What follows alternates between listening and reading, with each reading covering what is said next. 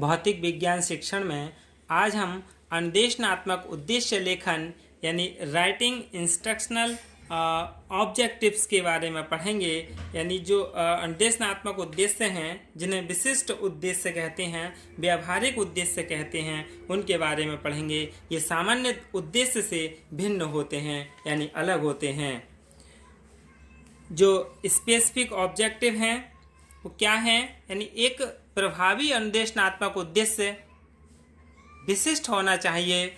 इसमें विशिष्ट शब्द सामान्य शब्द से भिन्न हैं। यह विशिष्ट शब्द छात्र के अंतिम व्यवहार को दर्शाता है। An effective instructional objective should be specific. In this, the specific word is different from the general word. This specific term refers to the final behavior of the students. यानी जो प्रभावी अनुदेशनात्मक उद्देश्य है वो विशिष्ट होना चाहिए और विशिष्ट शब्द सामान्य शब्द से अलग है। बंस के अनुसार अनुदेशनात्मक उद्देश्य वह उद्देश्य है जो अधिगम द्वारा छात्रों के विकसित होने वाले ज्ञान, कौशल, अभिवृत्ति को दर्शाता है और उनका मौखिक वर्णन मात्र ही व्यावहारिक उद्देश्य कहलाता है। The instructional objective is the objective that reflects the knowledge, skills, aptitude the students develop through learning and their verbal description is called a practical purpose. यानी यही क्या है? व्यावहारिक उद्देश्य कहलाते हैं। इसलिए इस प्रकार के उद्देश्य विशिष्ट उद्देश्य यानी स्पेसिफिक ऑब्जेक्टिव या व्यावहारिक उद्देश्य यानी बिहेवियरल ऑब्जेक्टिव या निष्पादन उद्देश्य यानी परफॉर्मेंस ऑब्जेक्टिव या अनुदेशनात्मक उद्देश्य या इंस्ट्रक्शनल ऑब्जेक्टिव कहलाते हैं। यानी इन्हें कई नामों से जाना जाता है: specific objective, behavioural objective, performance objectives, instructional objective. अनुदेशनात्मक उद्देश्य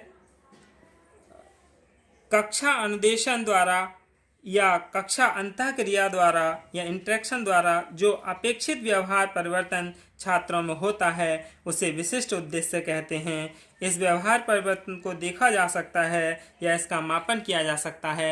यानी ये उद्देश्य वो होते हैं जो कक्ष में शिक्षक द्वारा प्राप्त किए जाते हैं। यानी इन्हें कक्ष में इन उद्देश्यों को प्राप्त करता है।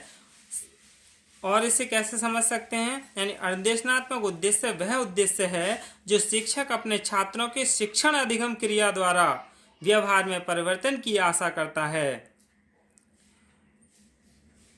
व्यवहारिक अनुदेशनात्मक उद्देश्य लेखन हेतु 3 परिस्थितियां या अवस्थाएं आवश्यक हैं। वो कौन सी हैं? जैसे वांछित व्यवहार यानी डिजायर्ड बिहेवियर। वांछित व्यवहार का मतलब है अनुदेशन पूर्ण होने के पश्चात छात्र क्या निष्पादन कर रहा है, यानी क्या परफॉर्मेंस कर सकेगा। इस अंतिम व्यवहार की पहचान करनी है और उसे क्रिया सूचक द्वारा संबोधित करना है। जैसे छात्र पाठ समाप्ति पर फूल के 4 भाग नामांकित कर सकेगा। दूसरा है परिस्थितियां यानी सिचुएशंस।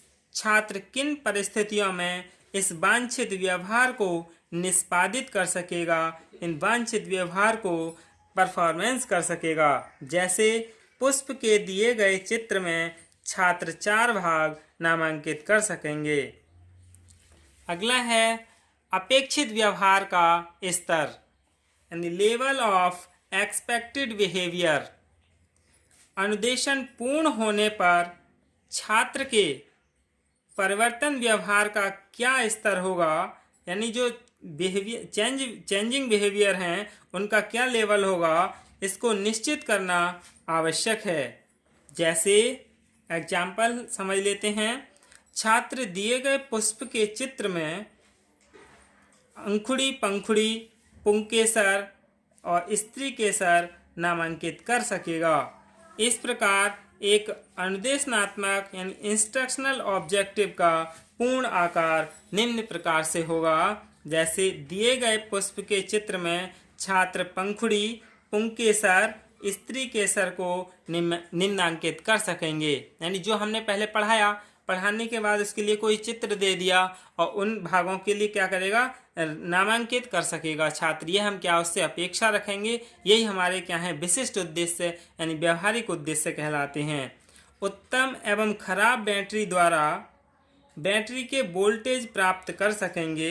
यानी जो खराब बैटरी है या अच्छी बैटरी है, उन बैटरी का क्या है 1.5 से 9 वोल्ट तथा 1 वोल्ट मीटर बैटरी के वोल्टेज प्राप्त कर सकेंगे। छात्र को पढ़ाने के बाद हम यही क्या है उनसे अपेक्षा रखते हैं। अब क्या है हम इनके सामान्य उद्देश्य और अनुदेशनात्मक उद्देश्यों में कुछ अंतर समझ लें। Different between general and specific objective.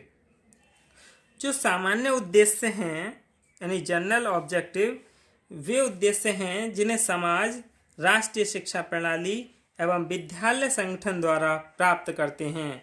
यह व्यापक कथन है, जैसे एक प्रजातांत्रिक समाज विकसित करना, प्रशिक्षित मानव शक्ति बनाना, ये कैसे हैं सामान्य उद्देश्य हैं।